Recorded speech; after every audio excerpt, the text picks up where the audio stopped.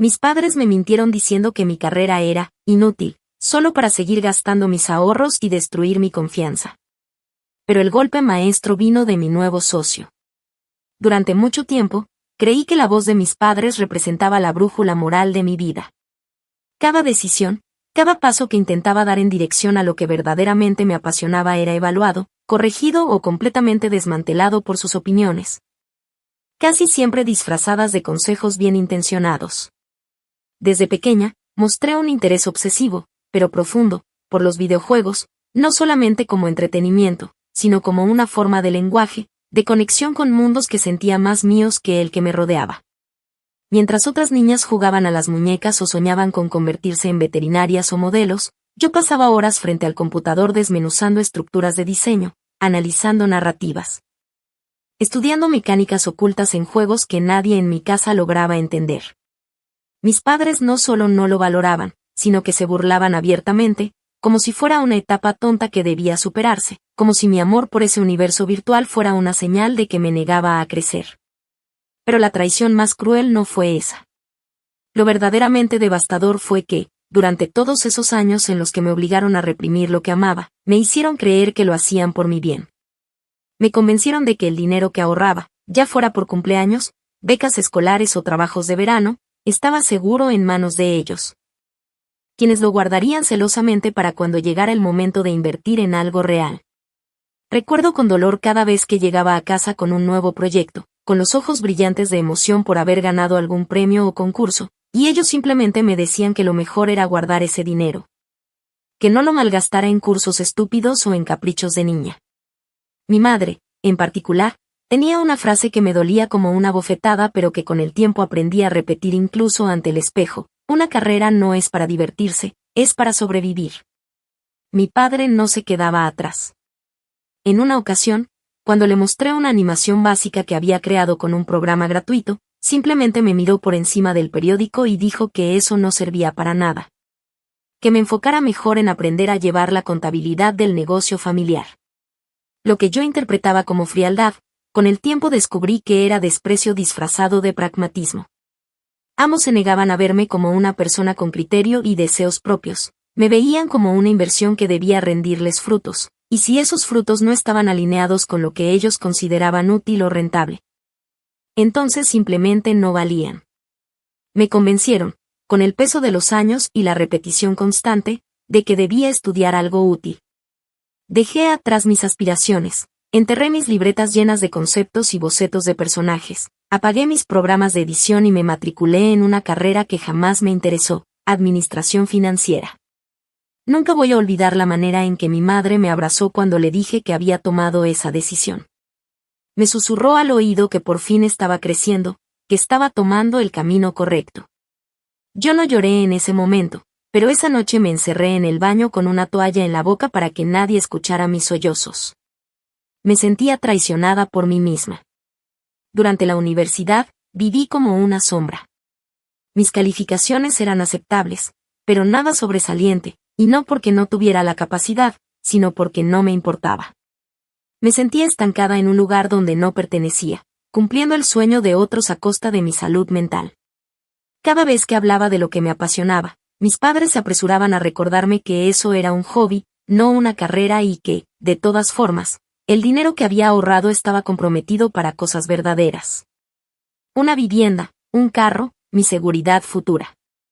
Yo, ingenua, seguía creyendo en esa promesa tácita de protección, sin imaginar el vacío que me esperaba más adelante. El golpe vino un año antes de graduarme. Fue una de esas discusiones aparentemente inocentes, nacidas de una simple pregunta.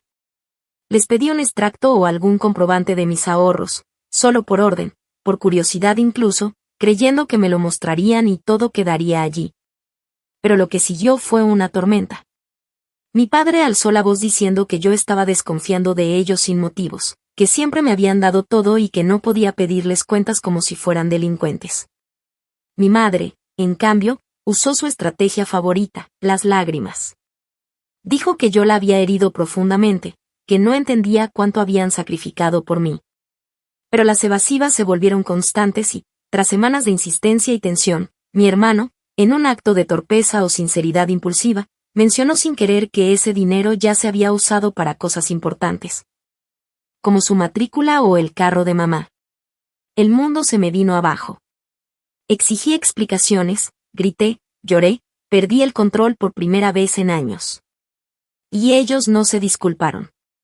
Mi padre solo me dijo con frialdad que ese dinero era de la familia y que debía entender que, a veces, uno tenía que ceder por el bien común. Mi madre, con su tono pasivo-agresivo tan característico, añadió que si yo hubiera estudiado algo útil desde el principio, entonces ese dinero habría sido invertido en mí con gusto. Fue ahí cuando entendí que jamás habían creído en mí, ni siquiera cuando fingían hacerlo. No solo destruyeron mis sueños, también rompieron el frágil lazo de confianza que todavía me ataba a ellos. Esa noche empacando mis cosas no sentí alivio, sino vacío. Me fui de la casa sin decir adiós, sin saber exactamente hacia dónde iba, solo con la certeza de que ya no volvería a pedirles nada. Me prometí reconstruirme desde los escombros. Lo que no sabía en ese momento era que, muchos años después, la vida me pondría frente a la oportunidad perfecta para demostrarles el error monumental que cometieron. Y que la venganza, esa palabra que durante tanto tiempo había rechazado por considerarla ruin o infantil, se convertiría en mi motor y en mi mayor obra maestra. Actualización 1. Habían pasado poco más de 2 años desde aquella noche en que, con una maleta mal cerrada y el corazón hecho trizas, abandoné la casa que me vio crecer sin dignidad ni empatía. Los primeros meses no fueron fáciles. El mundo real no es indulgente con una joven que ha pasado la mayor parte de su vida obedeciendo, reprimiendo y temiendo. Viví en habitaciones alquiladas que olían a humedad, compartí espacios con desconocidos que no me dirigían la palabra y acepté trabajos que rozaban la explotación para poder pagar mi comida y, a duras penas, la mensualidad de un pequeño curso de programación básica que me atreví a pagar a plazos. Mis días eran una mezcla de agotamiento físico y una ira latente que no encontraba salida. Pero fue precisamente esa furia, cruda, concentrada, ardiente, la que me mantuvo en movimiento. Mientras lavaba platos en un café donde el gerente se burlaba de mis manos agrietadas o entregaba pedidos a domicilio en una bicicleta prestada, iba gestando en silencio una estrategia. Cada noche, me sentaba frente al computador prestado por una compañera de cuarto, me conectaba a foros de desarrolladores, veía tutoriales gratuitos y me desvelaba estudiando motores de juego. Era como aprender a caminar de nuevo, pero esta vez sin nadie gritándome que lo estaba haciendo mal.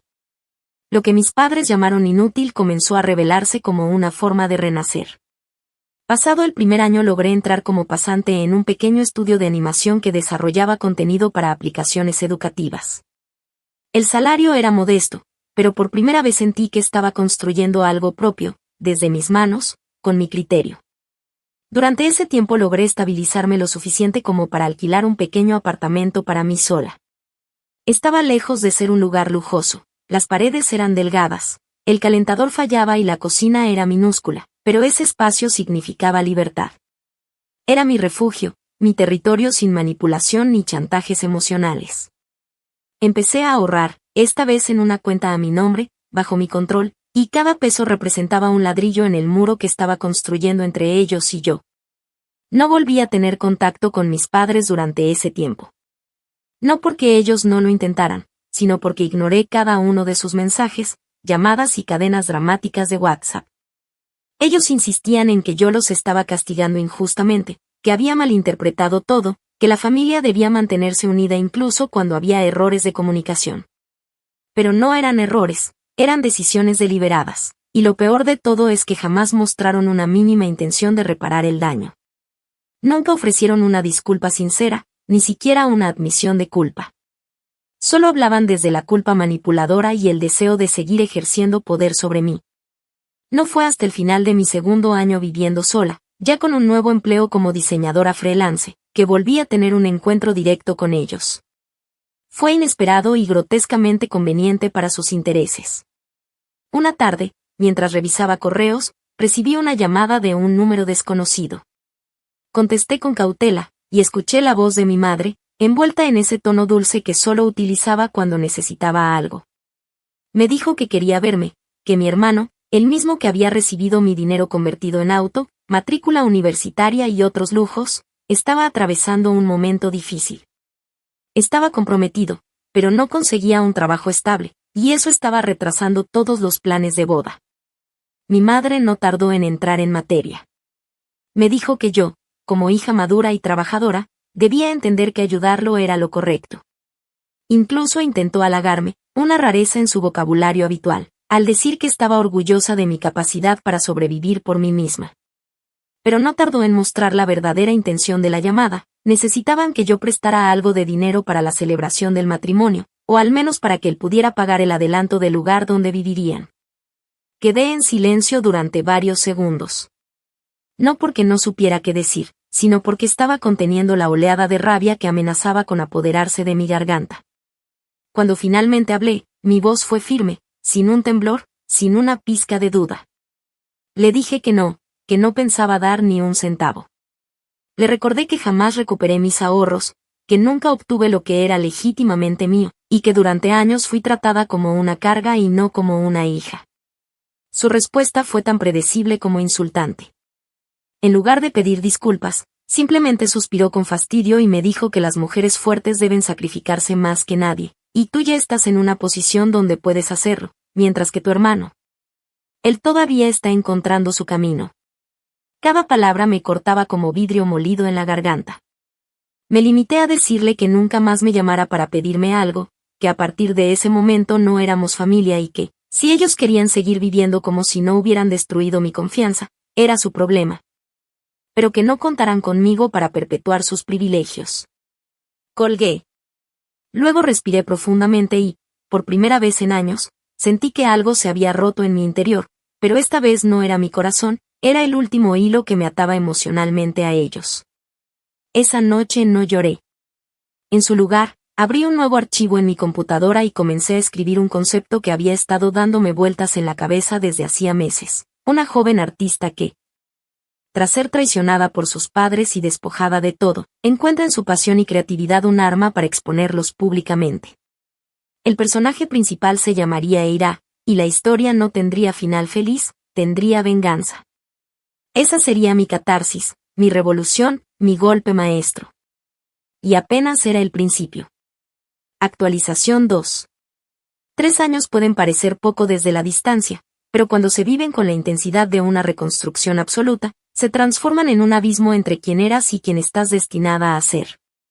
Tras colgar aquella última llamada con mi madre, una parte de mí murió definitivamente, pero fue una muerte necesaria, casi quirúrgica, que me permitió cortar el cordón podrido que me había mantenido atada a una estructura familiar basada en la manipulación, la traición y el abuso emocional encubierto.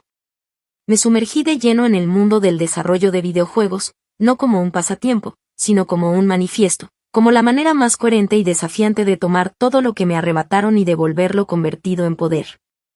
A medida que mis habilidades técnicas maduraban, mi estilo narrativo también comenzó a definirse. Cada código que escribía, cada línea de diálogo que ideaba, cada personaje que animaba llevaba impregnado un matiz emocional que no podía disimularse.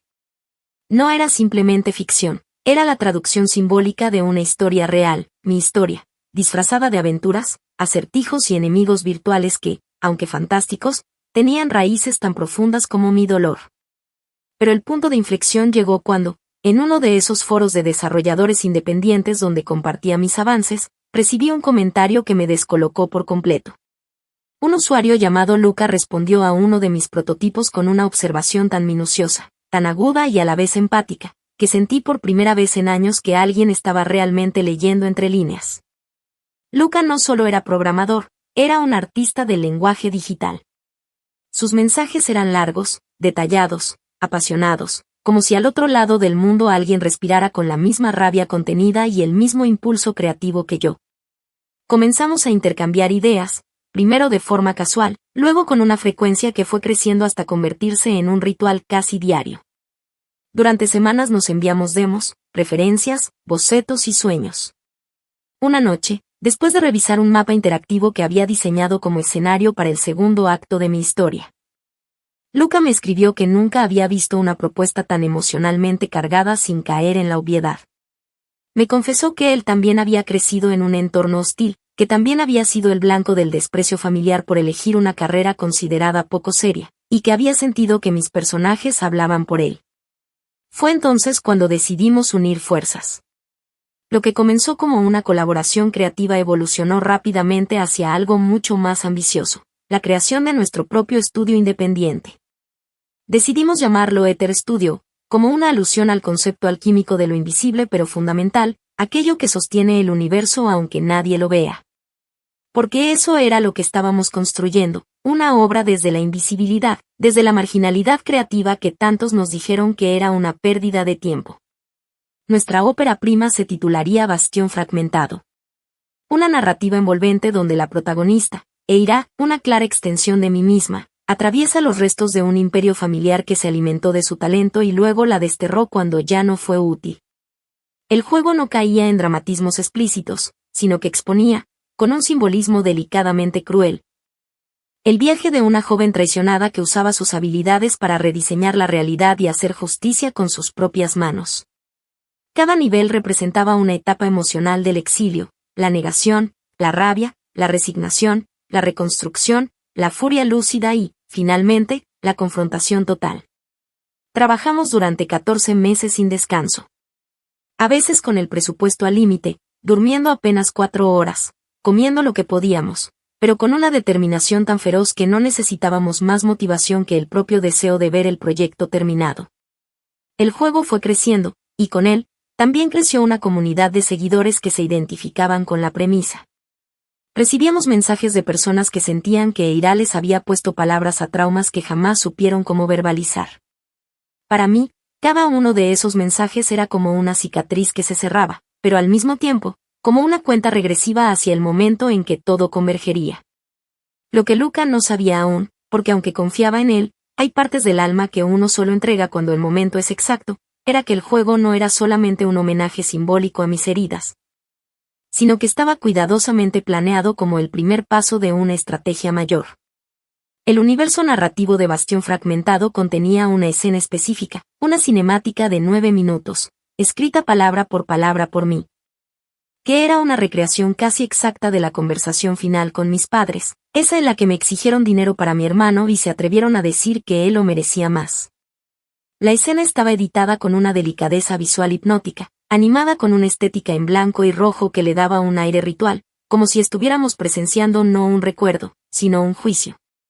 Pero lo más importante era que esta cinemática sería mostrada de forma exclusiva en una presentación cerrada del juego, una especie de evento especial para inversores y medios, donde mi identidad seguiría oculta bajo la imagen del estudio. Porque sí, el siguiente paso no era solo lanzar el juego, era usar el lanzamiento para llevar a cabo algo mucho más importante. Quería que mis padres, aquellos que me habían reducido a una cifra en una cuenta bancaria, a una carga emocional que debía ser reprogramada, asistieran a esa presentación sin saber que estaban a punto de presenciar su propio retrato moral, expuesto frente a desconocidos, con la crudeza que se merecían. Yo no solo estaba desarrollando un juego. Estaba diseñando la escenografía perfecta para el primer acto de mi venganza. Y la mejor parte era que todo lo que venía después sería público, irreversible, demoledor. Ya no se trataba solo de sanarme. Se trataba de enseñarles lo que pasa cuando la hija que llamaron inútil aprende a construir imperios. Con código, con arte, con memoria. Pero sobre todo, con ira cuidadosamente afinada. Actualización 3. El día en que terminamos el desarrollo completo de Bastión Fragmentado recuerdo que no celebré. No porque no sintiera orgullo, porque lo sentía, en una forma tan poderosa que casi me ahogaba. Sino porque sabía que esa entrega, esa línea de meta, era solo el cierre simbólico de una etapa previa al verdadero espectáculo. En apariencia, Ether Studio había concluido exitosamente su primer gran proyecto. Para el mundo, éramos una promesa fulgurante en el panorama indie, un dúo joven con una sensibilidad narrativa distinta. Feroz y melancólica a la vez. Pero en realidad, lo que habíamos hecho era levantar un escenario. Y yo, que había sido vilipendiada y destruida tantas veces en silencio, me preparaba para actuar mi papel más brillante, el de vengadora. Durante los meses posteriores a la finalización del juego, Luca y yo nos enfocamos en el plan de difusión y marketing con una precisión quirúrgica. Nuestro enfoque era inusual, íntimo, directo.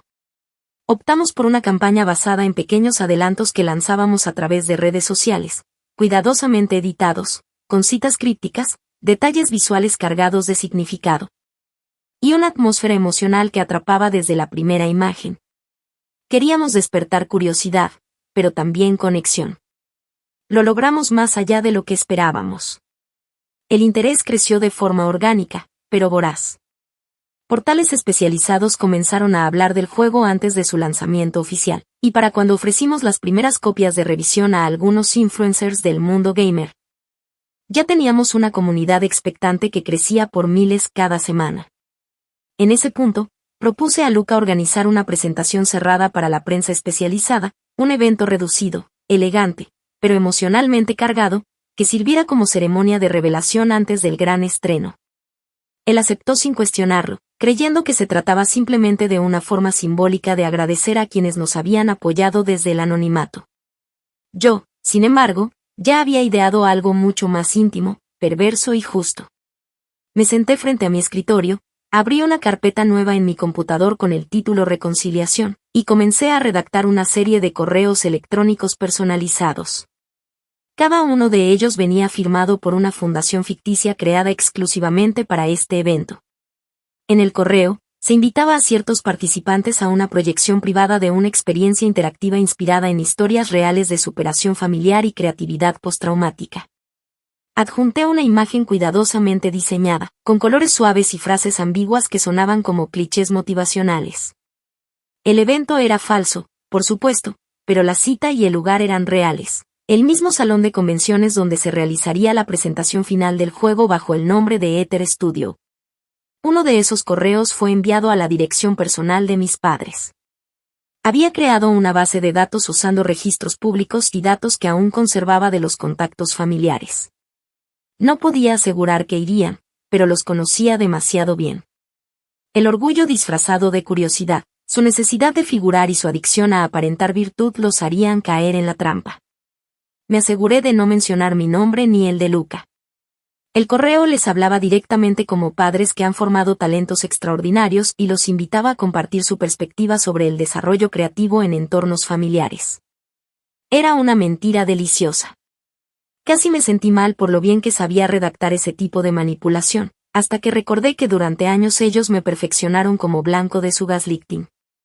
El día del evento llegó como un eclipse largamente esperado. El lugar estaba decorado con sencillez, pero con una estética que replicaba los paisajes del juego. Pantallas curvas envolvían la sala principal y mostraban imágenes ralentizadas de Eira caminando entre ruinas pixeladas. La música ambiental era melancólica, casi hipnótica, diseñada para sumergir a los asistentes en la psique del personaje. Yo llevaba un vestido negro sin marcas, con el cabello recogido y gafas opacas. Nadie me reconocería. Luca, siempre más informal, vestía con su habitual estilo relajado, sin imaginar la teatralidad oculta bajo cada detalle que yo había dispuesto. Mis padres llegaron a los 40 minutos de iniciado el evento. Puntuales, como siempre, cuando se trataba de cosas que podían darles estatus. Mi madre llevaba un abrigo claro que evidentemente había comprado para la ocasión, probablemente con la intención de proyectar clase. Mi padre tenía ese andar seguro, casi altivo, que usaba cuando sentía que estaba entrando a un espacio donde podía recuperar autoridad. Se sentaron en la segunda fila, y no los miré directamente. Pero pude verlos. El rostro de mi madre se iluminó al ver la puesta en escena, probablemente creyendo que de algún modo estaban siendo honrados. Mi padre, en cambio, parecía confundido, como si algo no encajara pero no pudiera identificar qué. La proyección comenzó sin presentaciones. Simplemente las luces bajaron y apareció en la pantalla una escena, la protagonista, Eira, de pie en una habitación oscura, enfrentando dos figuras sombrías con forma humana pero sin rasgos definidos. La cinemática no tenía diálogos al principio, solo una música suave y palpitante. Luego, las figuras comenzaban a hablar con una voz que no era exactamente la de mis padres, pero estaba editada para sonar familiar. Decía frases como eso que haces no es real, nosotros sabemos lo que te conviene. No puedes vivir de un sueño ridículo.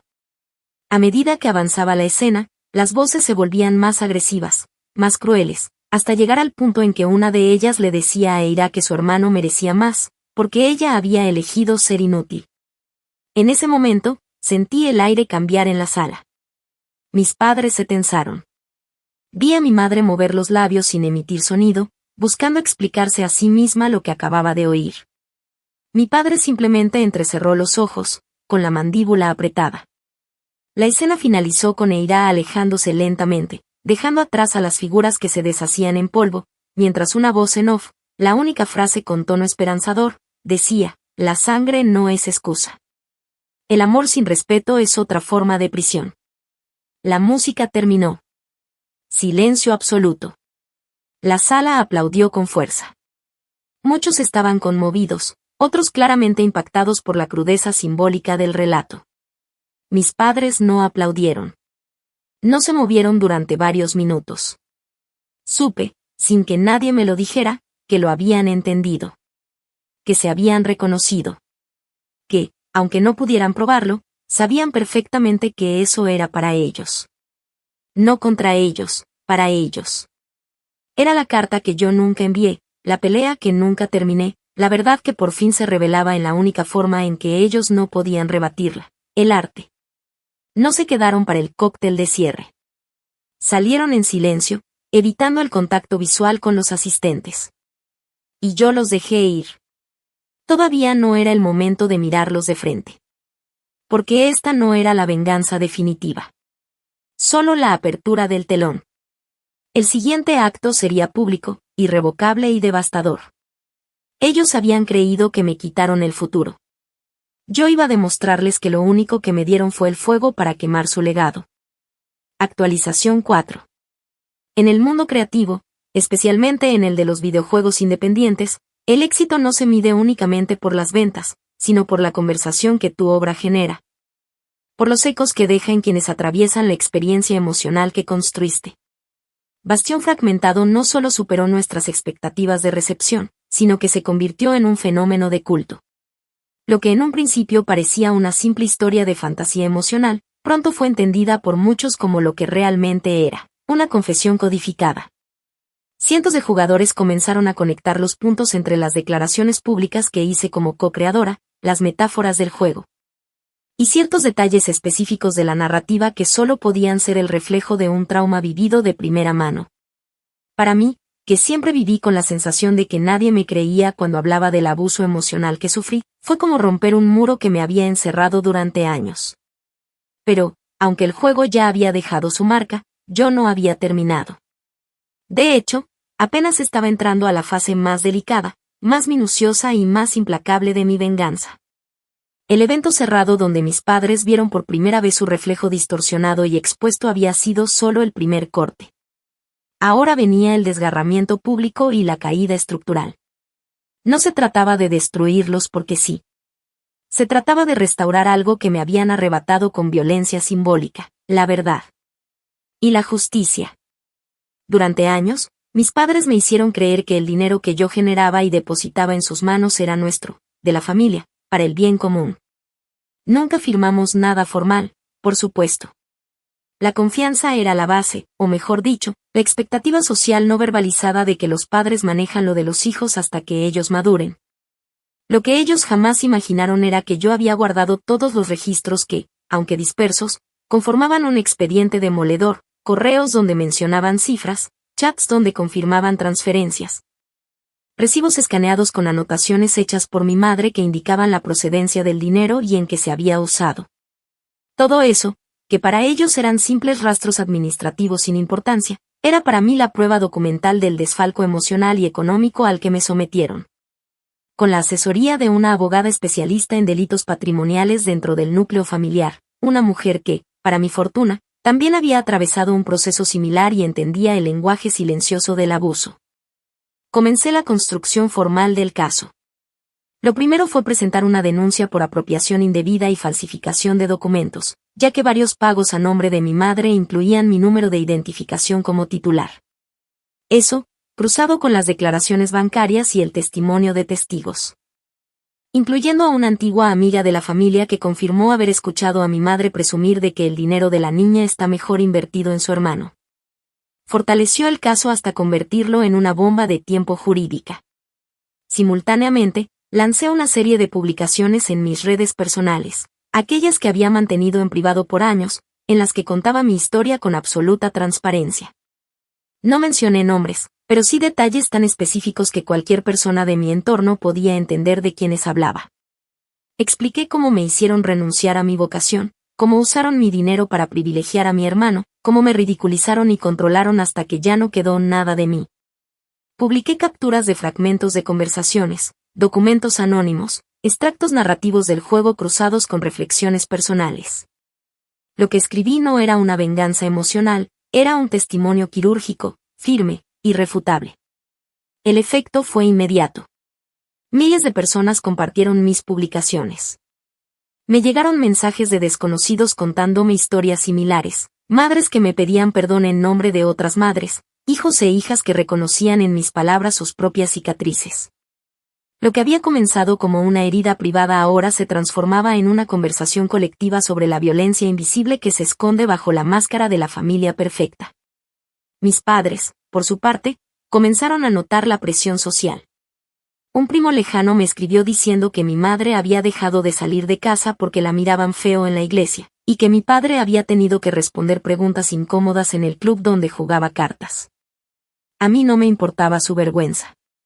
De hecho, me parecía justa, proporcional, hasta elegante.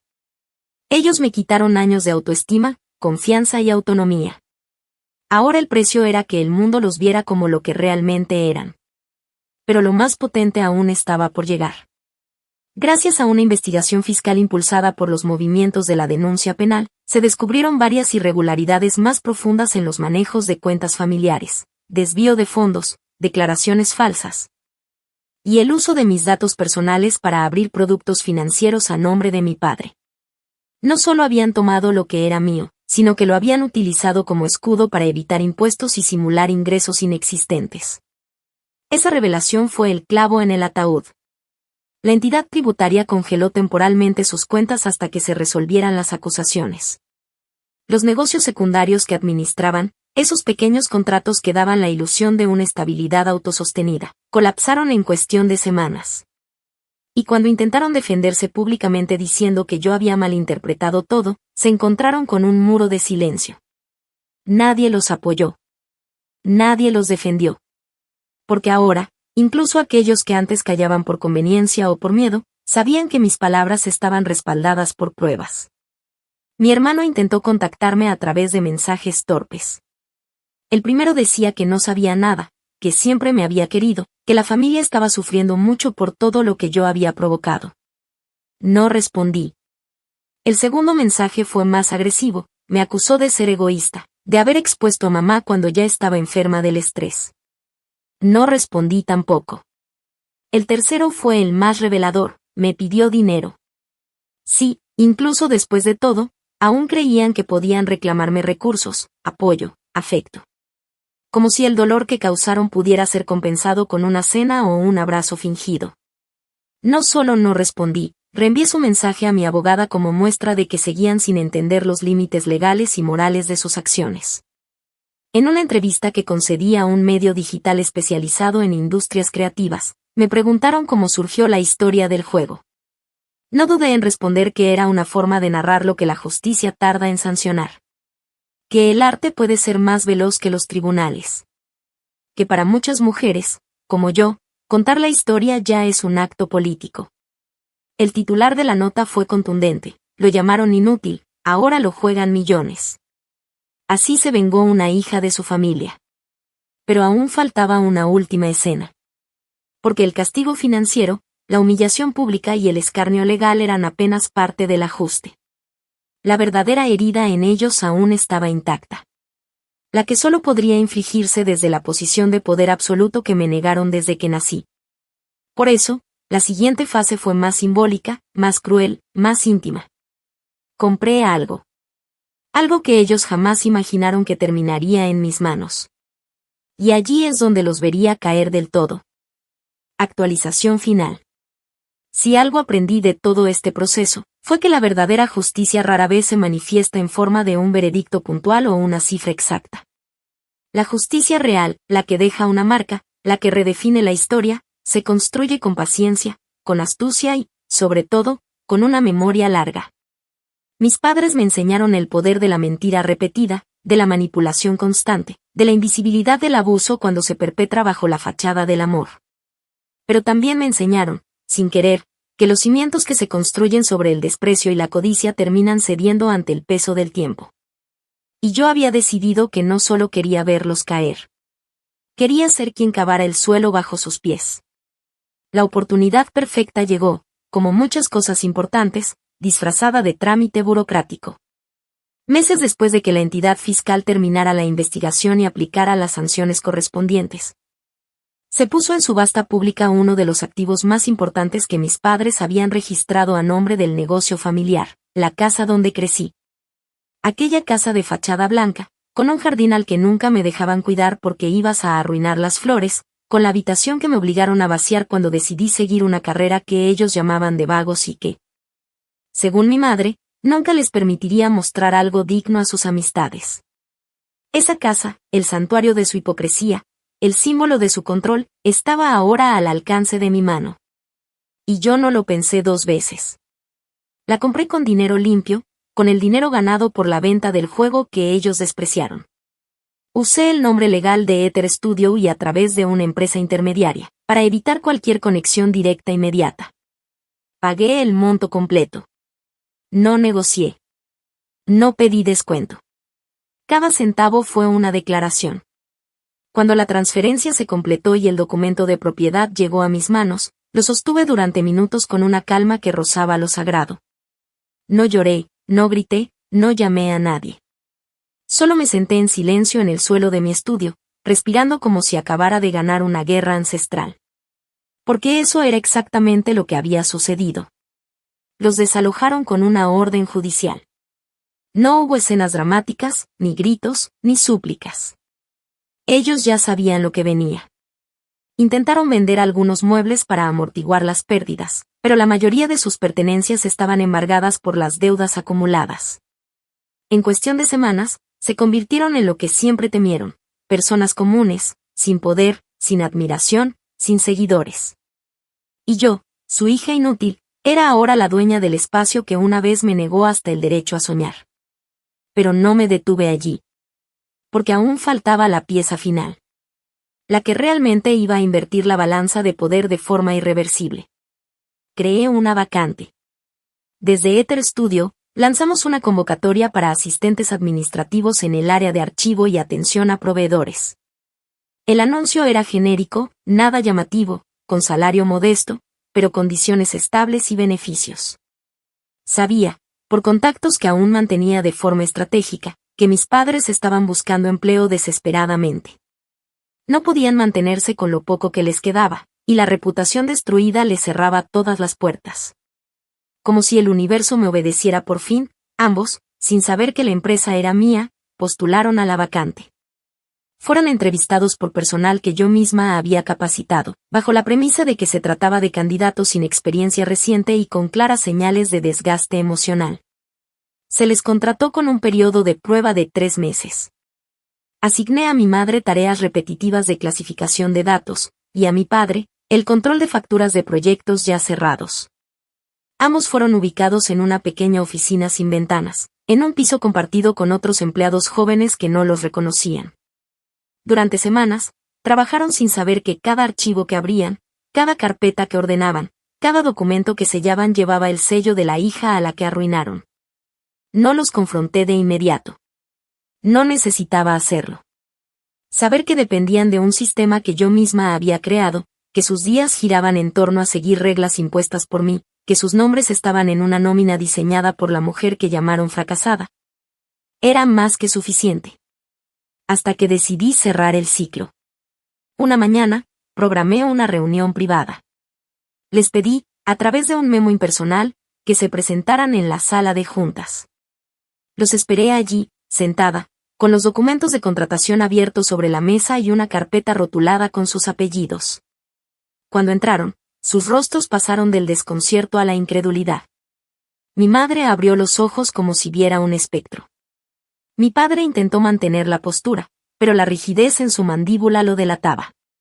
No dije mucho. No había necesidad. Me limité a decir que, a diferencia de ellos, Yo no pensaba gritar, ni culpar, ni destruir por capricho. Les recordé que todo lo que estaban viviendo, cada deuda, cada pérdida, cada vergüenza, era el resultado directo de sus decisiones. Que yo no los había traicionado. Que yo solo había documentado, con precisión quirúrgica, la verdad. Mi madre murmuró que no sabía qué decir, que todo era muy difícil. Mi padre se atrevió a decir que siempre quisieron lo mejor para mí. Le respondí con una calma implacable que si eso fuera cierto, no estaríamos en esa sala. Y entonces solté la frase que llevaba años preparando, la frase que cerraría la herida con la fuerza de un bisturí frío. No necesito que me paguen por el daño que hicieron.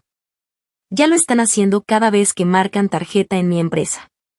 Los despedí ese mismo día. Les pagué lo que les correspondía por ley, ni más, ni menos. Me aseguré de que no pudieran acusarme de nada irregular.